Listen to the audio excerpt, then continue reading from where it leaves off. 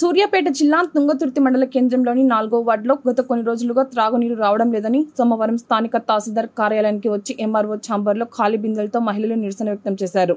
త్రాగునీరు పైప్ లైన్లు మరమ్మతులు చేయాలని పలుమార్లు సంబంధిత అధికారులకు ఫిర్యాదు చేసినా పట్టించుకోలేదని ఆందోళన వ్యక్తం చేశారు. అనంతరం తహసీల్దార్ కాటమయ్యకు సమస్యను వివరించి వినతిపత్రం అందజేశారు.